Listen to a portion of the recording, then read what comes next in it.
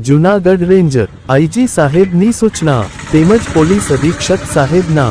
માર્ગદર્શન હેઠળ પ્રવર્તમાન સમયમાં દારૂ જુગારને બંધીને નેસ્તનાબૂદ કરવા અને આવી પ્રવૃત્તિ કરતા સમૂહ પર દોષ બોલાવી દબોથી લઈ ગેરકાનૂની પ્રવૃત્તિને સંપૂર્ણપણે ડામી દેવા સૂચના કરેલ, જે અન્વયે આજરોજ પોલીસ અધિક્ષક સાહેબને ચોક્કસ બાતમી હકીકત મળેલ કે અમુક ગેરકાનૂની રીતે બહારના રાજ્યમાંથી ગુજરાત રાજ્યમાં પ્રતિબંધિત ભારતીય બનાવટના વિદેશી દારૂનો જથ્થો મંગાવેલ છે અને આ જથ્થો ટ્રક દ્વારા છુપાવીને વડાલ ગામ તરફથી વાયા જૂનાગઢ થઈને વેરાવળ ખાતે જવાનો છે તેવી હકીકત મળતા જૂનાગઢ ક્રાઇમ બ્રાન્ચના પોલીસ ઇન્સ્પેક્ટરને હકીકતની જાણ કરતા તેઓએ પોલીસ સબ ઇન્સ્પેક્ટર તેમજ એએસઆઈ તેમજ ચોનંદા પોલીસ સ્ટાફ સાથે ઉપરોક્ત મળેલ બાતમી હકીકતના આધારે વોચમાં રહેવા સૂચન કરેલ,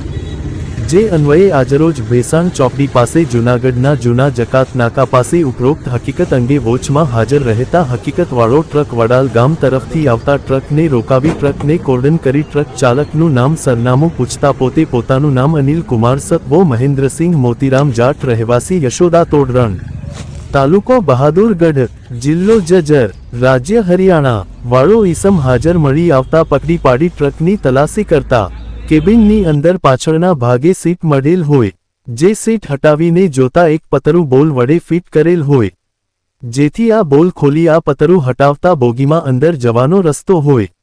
અને અંદરના ભાગે તપાસ કરતા અલગ અલગ બ્રાન્ડનો ભારતીય બનાવટના વિદેશી દારૂનો જથ્થો મળી આવતા જૂનાગઢ તાલુકા પોલીસ સ્ટેશને ગુનો રજીસ્ટર કરવામાં આવેલ, જેમાં વિસ્કીની 180 mlની બોટલ નંગ 2352 કિંમત રૂપિયા 7,66,400 પૂરા તેમજ એક ટ્રક જેની કિંમત 15 લાખ રૂપિયા સાથે મોબાઈલ નંગ 1 જેની કિંમત રૂપિયા 1,000 તેમજ પકડાયેલ ઈસમ પાસેથી રોકડ રૂપિયા 7,250 કુલ મુદ્દા માલ સાથે જોઈએ તો કિંમત 75 લાખ રૂપિયા 45,050 રૂપિયા થવા જાય છે।